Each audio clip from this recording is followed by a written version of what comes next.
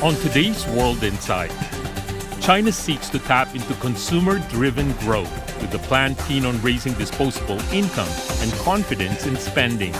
With consumer goods, retail sales off to a good start this year, what will it take to keep the momentum? How sustainable is household spending?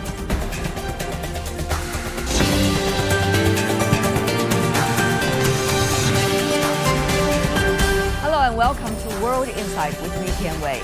China's unveiled a new plan encouraging people to spend as part of the efforts to boost growth. The plan covers a wide range of social goals, including raising income, better elderly care, child care support, and work-life balance. And for the first time in history, the plan seeks to bring stability to stock and housing markets. It aims to raise both consumer confidence and their means to spend. Data released on Monday shows retail sales of consumer goods climbed 4% year-on-year in January and in February, up 0.5% compared to the same period in 2024. Positive data indeed, but China's National Development and Reform Commission still reports weak consumer confidence. So, can the new plan work better than previous stimulus measures and tap into China's big potential? Time to loop in our panelists. Joining us in Singapore, Bert Hoffman, professor from the National University of Singapore. He is the former country director of China for the World Bank. In Beijing, Professor Zhang Gong from the University of International Business and Economics. Gentlemen, welcome to the program. A series of policies coming from China's central government to encourage consumption. How well do you think it has been received by the international community? Well, first, I think everybody has been waiting for this. So, and the action plan, I think overall is welcome. People are still trying to figure out what's in the detail, how much does it mean, but also forming a deeper understanding, I think, of the policies. Because if you look at the policies, you would say, well, sure, lots of announcements, but maybe not enough meat, not enough spending behind it. But I believe this is a very important political signal. And the political signal is, look, we care about consumption. It's not just technology, it's not just innovation, it's not just manufacturing. We also care about consumption, people's livelihood. I like Li Qiang's people's-oriented macroeconomic policy as a banner. And I think this is really a turning point for China. And therefore, I think people will recognize that abroad as well. And it will help solve some of the trade tensions that are going around in the world. We see that this policy has been brought out with the backdrop of complicated geopolitical and geoeconomic and trade environment. After all, in April, many expect more interactions in terms of policy, in terms of trade between China and the United States. What do you think about the significance of these series of policies? I think China's consumer market is big enough to the extent that the trade tensions between the United States and China shouldn't have much bearing on the growth of consumption in China. I think it's more of a function of a series of policies, boosting policies from the central government in the last few months. I mean, this has been going on for a while. And finally, we're starting to see consumption starting to increase in a fairly significant way. I mean, look at the 4% growth for February and January. I mean, it's not an insignificant number. I think if you look at the consumption in the entire 2024, it's pretty much flat, actually, right? Barely any growth. But now, recording a 4% growth, it's a very significant development. I mean, this suggests to me that the policies are starting to work, and also the consumer confidence is starting to come back. People are starting to spend money. I think this is a very good signal right now. We're seeing these policies, as you said, the bones are there. The bones are about raising income, better elderly care, child care support, work-life balance, and the list goes on. It is about make sure that people have the confidence in their own future and also in China's potential of its economy. But easier said than done, isn't it? What do you think are some of the most important barometers that you are watching very closely in order to have a clear assessment about whether these policies will work or not, besides just the number? Well, it's kind of a very difficult to disentangle, what policy is contributing by how much. I look at the final outcome. I mean, I think all of these policies work in combination at least. But I think if you look at the typically what's driving consumption from an economics perspective, I mean very much two things. One is the income. As long as people's income is starting to grow, people are willing to spend. They're going to set aside a percentage of their budget on consumer goods. Another one is actually the wealth effect. I think the fact that the stock market in China is starting to turn around. The performance has been fairly good for the last 2 months. This actually instills a lot of confidence in people's wealth effect. In other words, they feel a little bit more secure, a little more wealthier, I would say. And as that's the case, they're willing to spend more.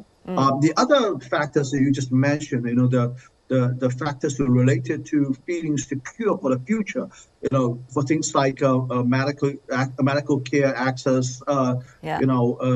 education, affordable education access. I mean, all of these things are important, but I think in the short run, it's mostly the income effect as well as the income effect and the wealth effect that's actually taking place right now. There was a lot of the spending that is announced in the action plan was already in the budget. So we can't expect, not at this time, more money beyond what is in the budget. Maybe somewhat later down the road this year, like last year, when the government gave an extra boost to growth. But over time, I think this is going to be very important. We have now a modest increase in the rural pensions that maybe next year, maybe another top up for those pensions. We have a deepening of the health insurance, the rural health insurance, maybe next year. Further deepening of that insurance. So also creating the mechanisms for managing that is, I think, very, very important. Just in addition to Zhong Gong, what I think is also important is, of course, the property market. And I like the distinction that the government action plan makes between the capacity to consume, which includes wages, which includes wealth, but then you have the outlook on consumption and the confidence of consumption. There, the property market also definitely plays a big role. And the government has announced in that action plan a number of measures to further stabilize the property market. Because the fact is that Chinese people, they save a lot by means of real estate. So their wealth is in real estate. 2/3 of their wealth is in real estate. So property is a very important factor, and stabilizing the property market is going to help consumption. Right. Will this be vulnerable to the external factors, for example, trade? Bert? Well, I think it was one of the inspirations for this, to take measures to stimulate domestic demand, and then particularly consumption demand, because there's only so much investment that you can do every year. Also, local governments are not in great shape financially. So from local governments, you can't get too much investment at the moment. So household consumption ought to be a big driver of growth. And that's why the measures are now, because export is not going to do that well, given the current external environment. I find it interesting because it's an action plan. And as Vice Chairman Lee of the NDRC said during the press conference, he said, look, this is the framework, and we have a number of measures, but we're going to follow up with each and every of the 30 agencies that have been signing up on this, and they're going to develop further concrete plans. And today I just read in the newspaper a very concrete plan, which was very interesting. The Ministry of Commerce helping exporters to redirect their production to domestic markets. Now, that's exactly the type of action that you would expect from this plan. So I think we're going to see a lot more as this evolves. This is not the final word, but I think it's the political tone that has been set. Right.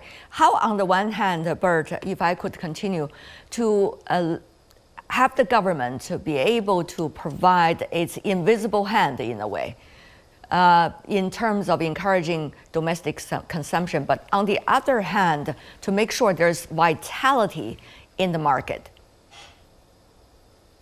Well, so Look, first, it's quite a visible hand. It's actually money spent by the government that helps. But the market itself needs further improvement. It was interesting that the market supervisor, the state market supervisory committee, was also represented at the presentation of the plan. That includes competition for the consumer, if you want. It includes more domestic competition so that consumption can grow as rapidly as possible. And I think that is the philosophy of China's government. Quite unusual for foreigners, but they say, look, we also need to have the capacity to supply good consumer goods so that the quality consumption, so that consumers want to consume. And that is, if you want, a quality consumption aspect. That's the market aspect, and that's directed towards enterprises. What about that balance to you, John, in terms of the role of the government and the role of the market in this times encouraging the domestic consumption? Yeah, well, it's just a very good question, Tianwei. I understand what you're coming from. I guess, you are talking about the free market driving consumption as opposed to be always propped up by the government. And, we all have some skepticism about the long-term sustainability of a policy like this. I totally take your point. But on the other hand, I think, in China, there's a structural problem here. In other words, the ordinary people's income as a percentage of the national income is historically low in China compared to many other countries. And I think this is the fundamental reason why China's consumption as a percentage of GDP has been so low, hovering around 40% for many years, whereas in many other countries like the United States and Europe, it's close to 70%, even in some cases 80%. The reason is that people's income as a part of the national income is very low, and this is a structural problem. And I don't think that this can be addressed in the long run just by the market itself. We have many state-owned enterprises in our economy, so the government has a very strong role to play in terms of elevating people's income, right? So I think the structural role here the government can play that in my view as economists, and it can be justified. It's not the government fighting against the market, right? And I think at least. This is something that the government should be committed to in the long run. There are several categories of consumptions that I would like to explore with you. First of all, things like electronic vehicles, things like home appliances, things like cultural products. We know that the government has been trying to allocate resources in order to support these areas without over-subsidize it. So how is that balance being kept at this moment? I think the way to increase consumption, to be very honest with you, I think essentially is to try to encourage and stimulate the wealthier people to spend money. I mean, I think that's just where the growth is mostly coming from. So what it means, in other words, if you look at the people in the lower strata of the society, I mean, there's an income constraint essentially, right? I mean, for them, it's not going to increase a lot of consumption that makes a big difference in the big picture.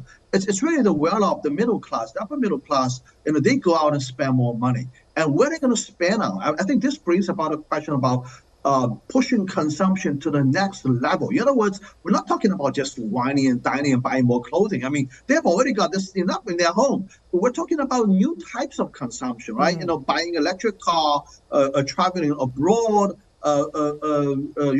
go skiing, which people don't normally do. All kinds of things that people don't normally do. I think this is how to stimulate the economy, and I think this is exactly the area that the government can indeed to play a role. In other words, at least from a marketing point of view, local governments can promote their cities, promote their local markets, the special features and tourism associated with their cities, for example. So all of these things can be done. I think at a very fundamental level, and I still want to emphasize, the increasing consumption is all about pushing the envelope, pushing the new frontiers of consumption.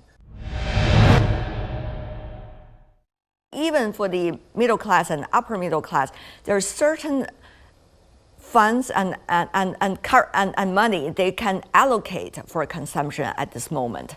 Right. While the jobs and also sustainability of their income is the biggest priority, of course, also the sustainable value of their property is the most important thing for them. Will people have the money to consume? Yeah.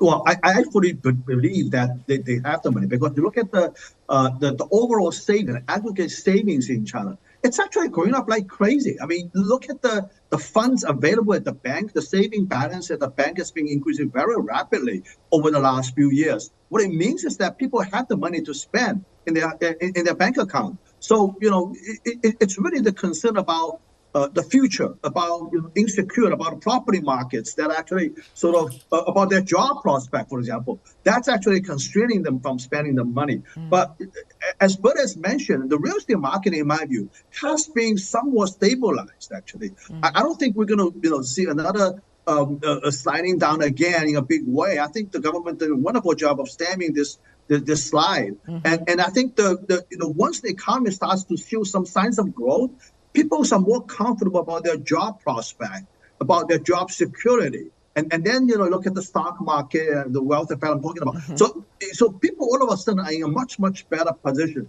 feel more comfortable to spend money, right? I mean, I think this is very important. Right.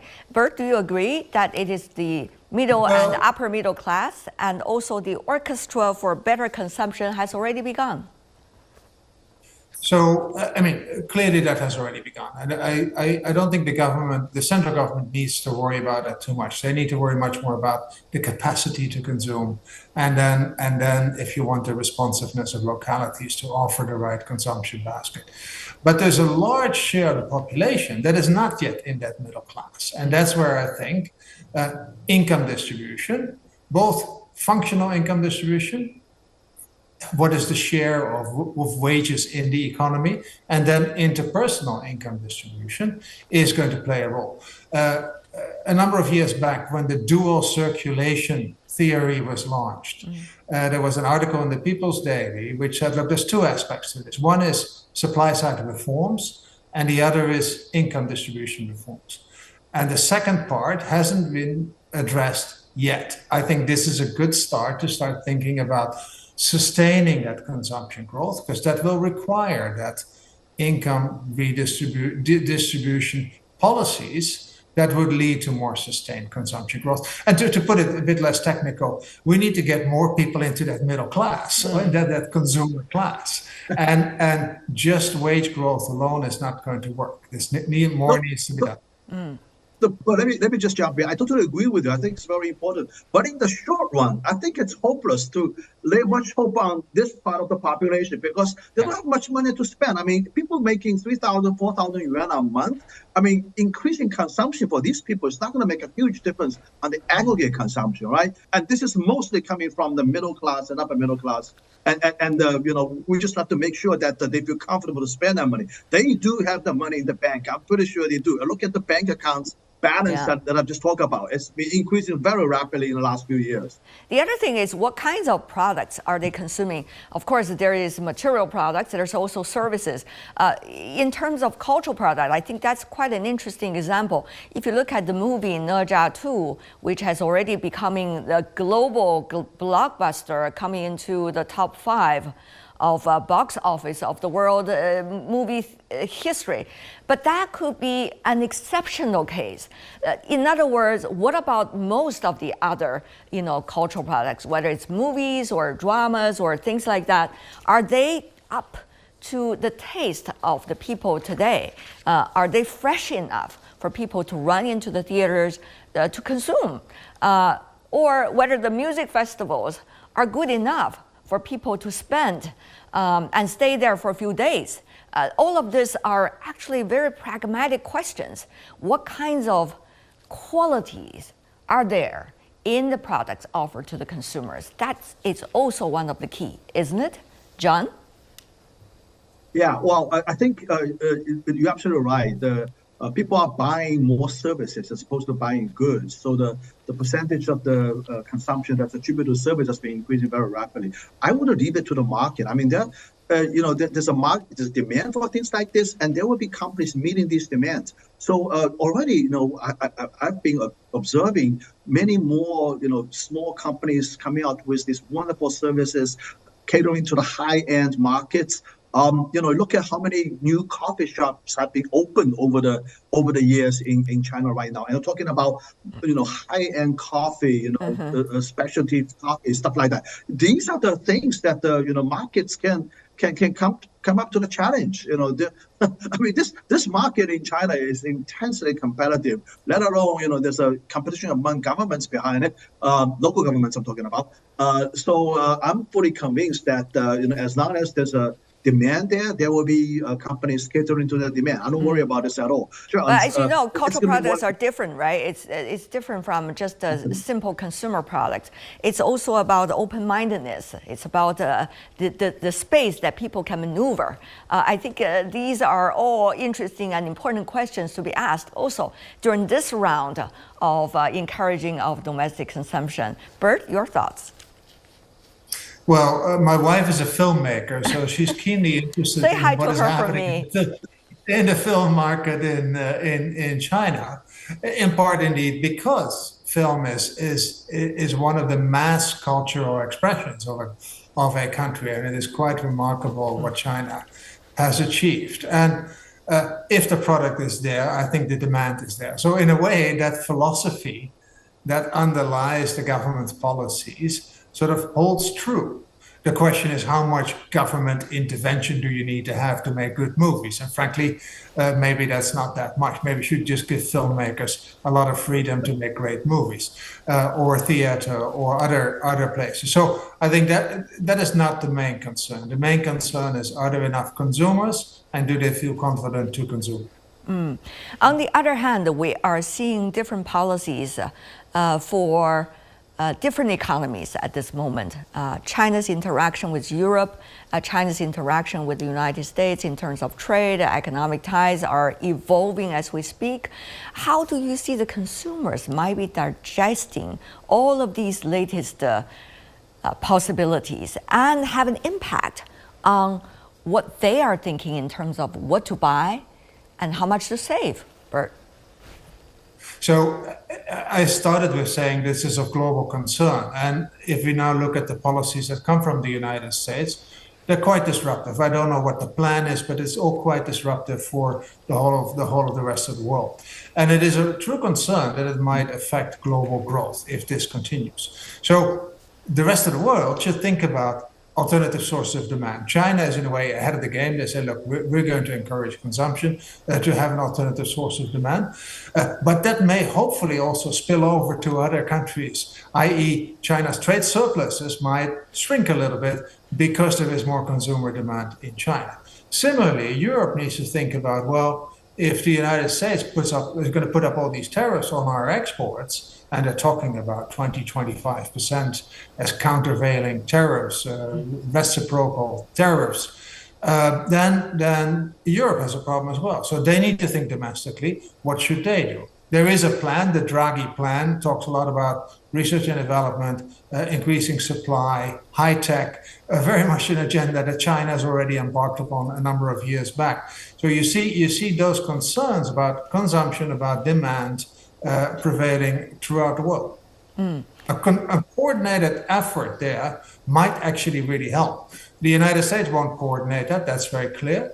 But maybe there's others that could say, let's coordinate and make this happen for the rest of the world.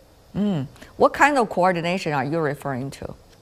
Well, I'm specifically referring to for like the G20. I mean, the United States, for some reason, doesn't want to go to the G20 this year, so it will be the G19. But you could say, and there's lots of issues in the G19 because there's Russia and tensions, but you could say, let's focus on the economy and let's agree on a common policy, a coordinated policy of macroeconomic response to the turbulence caused by the number 20. So that could be one way. Other fora are like the IMF and the World Bank, their annual meetings or their spring meetings that are about to come up.